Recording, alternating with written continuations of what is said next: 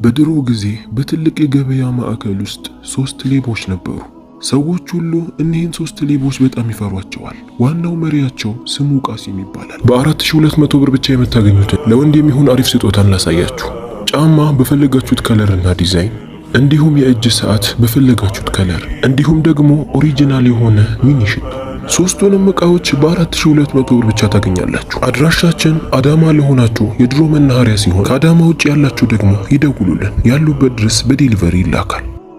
3ቱም አንድ ላይ ሆነው ነው የሚሰርቁት። ተለያይተው አያውቁም። የሚኖሩትም አንድ ላይ ነበር። በአንድ ወቅትም የሚሰርቁት ነገር አጥተው በጣም ይቸገራሉ። የገበያው ማዕከል ላይም ቁጭ ብለው አላፊ አግዳሚውን እየተመለከቱ የሚሰርቁትን ነገር ማመቻቸት ፈለጉ። እንደ ድንገትም ሆኖ አንድ ወጣት በዛ በኩል ያልፋል። ስሙ ዛህራን ይባላል። በአንድ እጁ የአህያውን ገመድ፣ በአንድ እጁ ደግሞ ከሸክላ የተሰራ ትንሽዬ ማሰሮን እንደ ወርቅ እቅፍ አድርጎ ይዞት ነበር። 3ቱ ሌቦችም ዛህራንን ሲመለከቱት ፊቱ አዲስ ሆነባቸው። ስለ መንደሩ ምንም የማያውቅ የገጠር ሰው መሰላቸው። ይህንንም ሲያዩ በጣም ተደሰቱ። ዛሬማ ሪዝቃችንን አግኝተናል ማለት ነው በማለት ከመካከላቸው ቃሲም የተባለው መሪ ከተቀመጠበት ይነሳና አንተ ወጣት ሆይ ለዚህ መንደር አዲስ ትመስላለህ። ምን ፈልገህ ነው የመጣኸው? ያጣኸው ነገር አለ እንዴ? በማለት ይጠይቀዋል። ዛህራን ገና 3ቱን እንደተመለከታቸው ሌቦች ወይም ዘራፊዎች እንደሆነ አውቋል። አለቃዬ ሆይ እኔ ወደዚህ መንደር የመጣሁት በእጄ ላይ የምትመለከተውን አህያ ለመሸጥ ነው። ይህ አህያ አያቴ ነበር እንደ ስጦታ የሰጠኝ። እንደ ማንኛውም ተራ አህያ አይደለም። በጮኸ ጊዜ ከአፉ ወርቆች ይወጣሉ። ይሄ ነገር ደግሞ ለኔ በጣም ጠቅሞኝ ነበር። ነገር ግን የመንደር ሰዎች እኔን በጣም እየተመቀኙኝ መጡ። ስለዚህ የመንደሩ ሰዎች እኔን ከሚጠሉኝ አህያውን ብሸጠው ይሻለኛል ብዬ ወደ ገበያ መጣሁት። እዚህም ጮሆ ሰዎች አይን እንዳይጥሉብኝ ፈርቻለሁ። በርካሽ ዋጋ ነው ለመሸጥ ወደዚህ የመጣሁት ይላቸዋል። 3ቱ ሌቦቹም የዛህራንን ንግግር ሲሰሙ በጣም ተገረሙ። መገረማቸውንም ደበቅ አደረጉትና ምናልባት ሚገዛህን ሰው ልጠቁምህ እችላለሁ፣ ነገር ግን እየተጨነክና እየተሳቀቅ ከምትሄድ እኔ የተወሰነ ብሮችን ልስጥህና ልውሰድልህ አንተ ለመተባበር ብዬ ነው ይለውና ቃሲም 10 የወርቅ ሳንቲሞችን አውጥቶ ለዛህራን ይሰጠዋል። ዛህራንም ምንም ሳያመነታ ወርቆቹን ከተቀበለ በኋላ አህያውን አስረክቦ በሉ እናንተም እዚህ እንዳይጮህባችሁ ጥንቃቄ እያደረጋችሁ በማለት በቀስታ ከነሱ ስውር ይላል። 3ቱ ሌቦቹም አህያውን እንደተቀበሉ አንድ ጥግ ቦታ ላይ በመሄድ አህያውን ይመቱት ጀመር። አህያው ምቱ ሲበረታበት መጮህ ጀመረ። ነገር ግን ምንም አይነት ነገር ከአፉ እየወጣ አልነበረም። እንደውም በመቱት ቁጥር ከአፉ የሚያስጠላ ሽታ፣ ሰዎችን አዛ የሚያደርግ ነገር ማውጣት ጀመረ። አካባቢው ላይ የነበሩ ሰዎችም ምንድነው የምታደርጉት? አህያውን ተው እያሉ ይጮሁባቸው ጀመር። በስተመጨረሻም 3ቱ ሌቦች ዛህራን የተባለው ወጣት እንዳታለላቸው ገባቸው። በጣም ተናደዱ። ቃሲምን በንዴት ጭራሽ በልጅ እንታለላለን፣ ከኛ ከተለየ ብዙም ስላልራቀ ሄደን እንፈልገውና ዋጋውን እንሰጠዋለን በማለት በሄደበት ቦታ መፈለግ ጀመሩ። ትንሽ እንደተጓዙም ዛህራን ዘና ብሎ አንድ ዛፍ ስር ቁጭ ብሎ ይመለከቱታል። ዛህራን በትንሽዬ ድስት የሚጣፍጥ ምግብን ሰርቶ ሽታው ቦታውን በጣም አወዶት ነበር። ሌቦቹም የምግቡ ሽታ በጣም አወዳቸው፣ ሊበሉም ፈለጉ።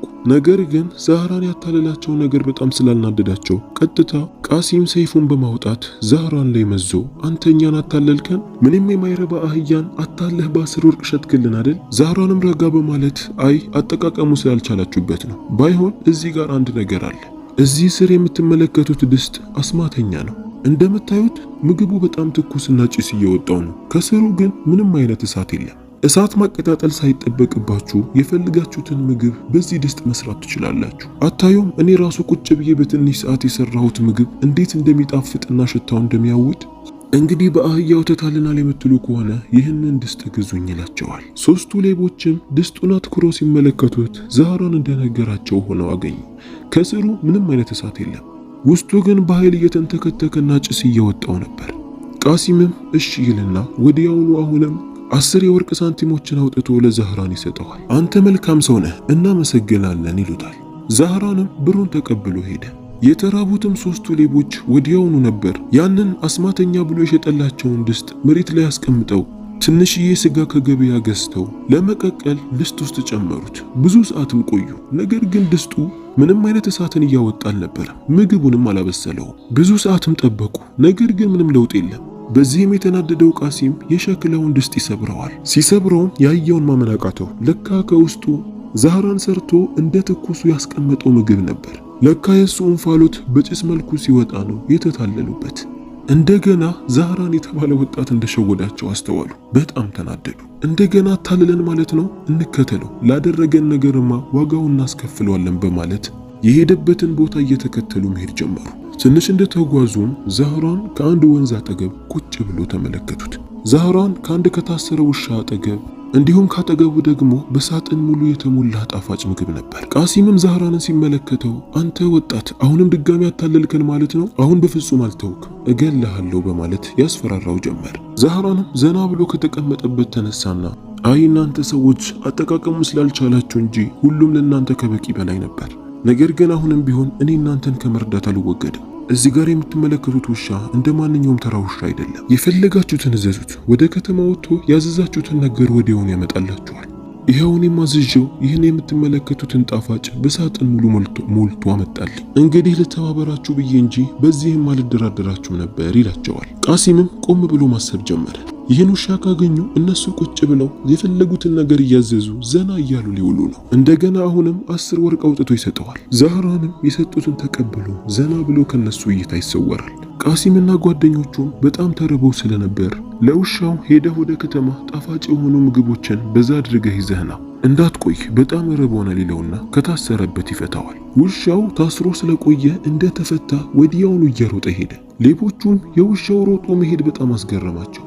እዛው ቁጭ ብለው የውሻውን መምጣት መጠባበቅ ጀመሩ። ብዙ ሰዓትም ቁጭ አሉ። ሰዓቱ እየረፈደና እየመሸ መጣ። ውሻው ግን አልተመለሰም።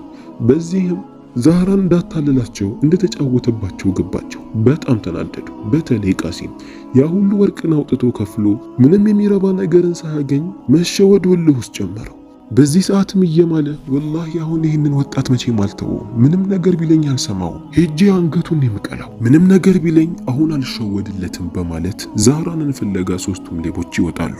አንድ ምስኪን የገጠር ልጅ ብለው ያሰቡት ወጣት በቀላሉ 30 ወርቆችን ሰርቋቸዋል። አሁን ሶስቱ ሌቦች በጣም እልህ ውስጥ ስለገቡ ዛህራንን ካገኙት መቼም አይምሩት። እንግዲህ ዛህራንን ፍለጋ ወጡ። ያገኙት ይሆን ወይስ አያገኙትም? አረ ያገኙታል። በቃ አሁንም አይምሩትም፣ ይገሉታል ብዬ ነው እኔም እያሰብኩ ያለሁት። እስቲ ታሪኩን እንቀጥል። በአንድ መንደር በኩል ሲያልፉ ዛህራን ቁጭ ብሎ ዋሽንትን እየተጫወተ ይመለከቱታል። ከአጠገቡ ደግሞ መሬት ላይ ዝርር ያለች አንድ አሮጊት ነበረች። ሶስቱ ሌቦች ከብዙ ልፋት በኋላ ዛህራንን በማግኘታቸው በጣም ደስተኛ ነበሩ። ቃሲምም አገኘን፣ አሁን የምታመልጠን እንዳይመስልህ፣ በምንም አልታለልልህ፣ አሁን ቶሎ በል፣ ሳልገልህ በፊት የወሰድክብኝን 30 ወርቆች አምጣ ይለዋል። ዛህራንም ከተቀመጠበት ተነስቶ ተረጋጋ ቃሲም ሆይ፣ እዚህ ጋር እኮ መሬት ላይ ተዘርራ የሞተችብኝ እኮ እናቴ ናት። ቆይ እሺ አንድ ነገር ብቻ ላድርግ፣ ከዛ ትገለኛለህ ይለዋል። ቃሲም ከሁለቱ ጓደኞቹ ጋር ሆኖ ዛህራንን ከበውት ስለነበር በምንም እንደማያመልጣቸው አውቋል። እሺ የፈለከውን ነገር አድርግ ብሎ ይፈቅድለታል። ዛህራንም ወደ ዋሽንቱ እያሳያቸው ይህ ዋሽንት ዝም ብል ዋሽንት አይደለም፣ በጣም አስማተኛ ነው። ከአባቴ የወረስኩት ብቸኛ ዕቃ ቢሆን ይህ ዋሽንት ነው። ይህ ዋሽንት የሞተን ሰው ይቀሰቅሳል። ቆይ እናቴ ከሞተችበት ላስነሳትና ከዛም እኔን የፈለጋችሁትን ነገር ታደርጉኛላችሁ ይላቸዋል። ሶስቱ ሌቦችም ንግግሩን ሲሰሙ በጣም ተገረሙ። ዛህራንም የሌቦቹ መልስ ሳይጠብቅ ዋሽንቱን አውጥቶ ከእናቱ አጠገብ በመቆም መጫወት ጀመረ። ዋሽንቱን ለትንሽ ሰከንዶች ከተጫወተ በኋላ መሬት ላይ ተዘርራ የነበረችው አሮጊት ከወደቀችበት ብድግ አለች። ብድግ ብላ ቆማም አልቀረችም። ተነስታ መጨፈርና መጫወት ጀመረች። ሶስቱ ሌቦችም የሚያዩት ነገር በጣም አስገረማቸው። አንድ በጣም እድሜዋ የገፋ የሆነች አሮጊት ከሞተችበት ተነስታም እየጨፈረች ሲመለከቷት እውነትም ዛህራን የያዘው ዋሽንትማ አስማተኛ ነው በማለት ዛህራን ያደረገውን ነገር አምነው ተቀበሉ። ዛህራንም ወደ ሌቦቹ ዞሮ አያችሁ አይደል፣ ይህ ዋሽንት እኮ ዝም ብሎ አይደለም አስማተኛ ነው። እንግዲህ አሁን አስማተኝነቱን በአይን እያሳየኋችሁ ማትቀበሉ ከሆነ የራሳችሁ ጉዳይ ነው ይላቸዋል። ቃሲምም ማሰብ ጀመረ። ይህን ዋሽንት ሊወስደውም ፈለገ። ባለሀብት የሆኑ ሰዎችን ቅጥቅጥ አድርጎ ከገደላቸው በኋላ ንብረታቸውን ዘርፎ ዋሽንቱን እየነፋ እንደገና ከሞቱበት ካስነሳ በኋላ ጥሏቸው ለመሄድ ይወስናል። በዚህ ንብረት ብቻ ሰዎችን እየዘረፉ ብዙ ንብረትን ማከማቸት እንደሚችሉ ማወቁ።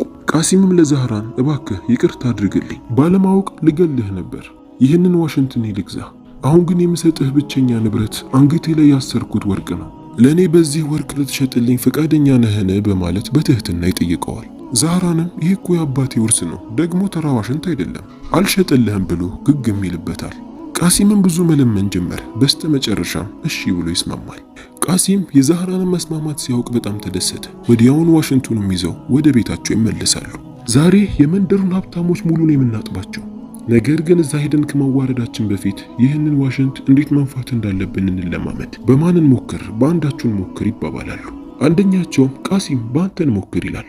ሌላኛውም አዎ ቃሲም በአንተን ሞክር ብሎ የሱን ሐሳብ ይደግፋል። ቃሲምም እየፈራ ቢሆንም እሺ ይላል። መሬት ላይ ይተኛላቸዋል። ሁለቱ ጓደኞቹም ቃሲም እስኪሞት ድረስ ይቀጠቅጡት ጀመር። ከጭንቅላቱ ደም እየፈሰሰ ጸጥ ሲል ሁለቱ ጓደኞቹ እንደሞተ ገባቸውና ዋሽንቱን አውጥቶ አንደኛው መንፋት ጀመረ። ለረጅም ሰዓት ዋሽንቱን ተጫወተ። እየተቀያየሩ መንፋት ጀመሩ። ነገር ግን ቃሲም ሊነቃ አልቻለም። መሽቶ ስለነበር ማታውን ሙሉ ትንፋሻቸው እስኪቋረጥ ድረስ ይነፉ ጀመር። ነገር ግን ቃሲም ከሞተበት ሊነቃ አልቻለም። ዛህራን አታለላቸው።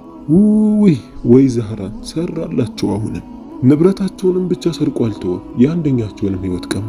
ሁለቱ ሌቦቹም ዛህራን እንዳታለላቸው ሲገባቸው የጓደኛችንን ሞትማ መበቀል አለብን፣ ዛህራንን እንገለዋለን ብለው በጠዋት ዛህራንን ፍለጋ ይወጣሉ።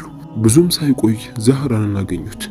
እጅና እግሩን አስረው አፉን አፍነው በከረጢት ነገር ሰዎች እንዳያውቁባቸው ሙሉ ከሸፋፈኑት በኋላ ወንዝ ውስጥ ሊወረውሩት ወሰኑ። ወደ ወንዝም መጓዝ ጀመሩ። ስምጥ ወንዝ ያለበትንም ቦታ ፍለጋ ዛህራንን ለሁለት ተሸክመው መጓዝ ጀመሩ። አንድ ምግብ ቤት ጋርም ሲደርሱ በጣም ይደክማቸውና አቅምም እናገኝ፣ ወደ ውስጥ ገብተን ምግብን እንብላ፣ እስከዛ ዛህራን የታሰረበትን ጆንያ ውጪ እናስቀምጠው፣ ማንም አይጠረጥርም በማለት ውጪ ያስቀምጡትና ወደ ውስጥ ይገባሉ። ዛህራንም ውስጥ ሆኖ የሚያወሩትን ነገር እየሰማ ስለነበር ከሱ እንደራቁ ሲያውቅ መጮህ ጀመረ። በዛ በኩል የሚያልፍ አንድ ሰው ሁሉ የሚጠላው ስቁንቁንና ቋጣሪ የሆነ ግለሰብ ነበር። በጆንያ ውስጥ የሚወጣውን ጩኸት ሲሰማ ወዲያውኑ አፉን ይከፍትለታል። ዛህራንም ጭንቅላቱን አውጥቶ እባክህ ፍታኝ ይለዋል። እረኛው ምን ሆነህ ነው እዚህ ለምንድን የታሰርከው በማለት ይጠይቀዋል። ዛህራንም ሰውየውን ሲመለከተው ሰዎች ሁሉ አዛ የሆኑበት ሊገላገሉት የሚፈልጉት አይነት ሰው እንደሆነ ሲያውቅ እባክህ ፍታኝ፣ ወደ ውስጥ የገቡ ሁለት ሰዎች አሉ፣ የንጉሱን ልጅ በግድ ሊድሩልኝ ነው፣ እኔ ደግሞ እሷን ማግባት አልፈልግም፣ እኔ የምወዳት ላገባት የሚፈልጋት ሴት አለች፣ ከሷ ውጭ ማንንም አላገባም፣ እባክህ ማለት ጀመረ። ይህንንም የሰማው ስቁንቁን ሰው የንጉሱን ሴት ልጅ ነው ያልከው? ኧረ ና እኔን ቀይረኝ፣ እኔ ወደ ውስጥ ልግባ፣ እንደውም ከኔ ጋር ያመጣኋቸው ብዙ በግና ፍየሎች አሉ፣ እነሱን እንዳለ ውሰድ፣ ና ቶሎ በል፣ ቦታ ልቀይር፣ አንተ የምትወዳትን አግባ ይለዋል።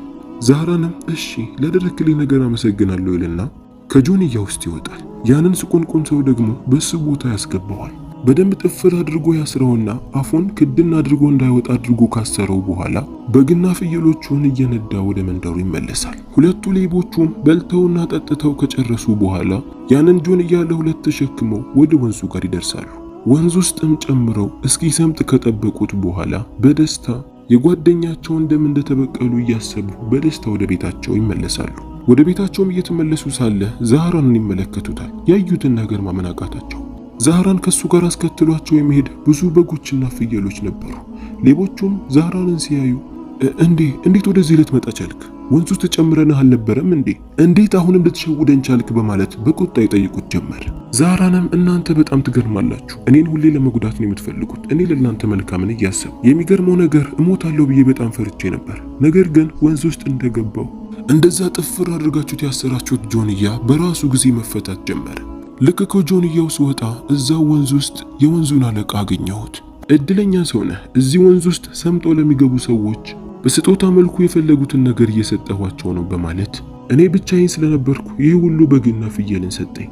አስቡት፣ እናንተ ደግሞ ሁለት ናችሁ። ወደ ውስጥ ገብታችሁ የወንዙን አለቃ ብታገኙ የሚሰጣችሁ እዚህ ከተማ ላይ አለ የተባለ ሀብታም ነው የምትባሉት በማለት ዛህራን እንደገና ውሸት ይሞላቸዋል። ያው ሌባ ከንብረት ውጪ ምንም አይታየውምና ሁለቱ ሌቦች ዛህራን ያላቸውን ነገር አምነው ተቀበሉ።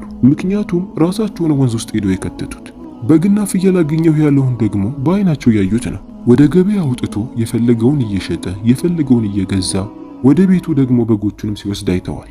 በዚህም ዛህራን ያለው ነገር እውነት ነው በማለት አሰቡ። ሁለቱ ሌቦችም እባክህ ዛህራን ላደረግንብህ ነገር ይቅርታ አድርግልን፣ ነገር ግን መልካም ነው የገጠመ፣ እኛም ወደዛ ወንዝ ሄደን ብዙ በጎችና ፍየሎችን ማግኘት እንፈልጋለን፣ እባክህ አንተን እንዳደረግነ በጆንያ ያስገብተህ ሰረንና እዛ ወንዝ ውስጥ ጨምረን ይሉታል። ዛህራንም አረ እኔ እዛ ድረስ እኮ የጎተትኩ መውሰድ አልችልም፣ ባይሆን እስከ ወንዙ ድረስ አብረን እንሄድና ልክ ወንዙ ጋር ስንደርስ በጆንያ ትገባላችሁ፣ ያኔ አስሬ ወንዝ ውስጥ ጨምራችኋለሁ፣ እንግዲህ ልተባበራችሁ ብዬ ነው፣ እኔ ያገኘሁት መልካም ነገር ሁሉ ስታገኙ ደስ ይለኛል ይላቸዋል። ሁለቱ ሌቦቹም ዛህራን በመጣላቸው ሐሳብ በደስታ ይስማማሉ። እስከ ወንዙ ድረስ እየተጫወቱ እየተሳሳቁ ያገኙትን በግና ፍየል የት እንደሚያደርጉት ምን ያህል ሀብታም እንደሚሆኑ እያወሩ ወደ ወንዙ ጋር ይደርሳሉ።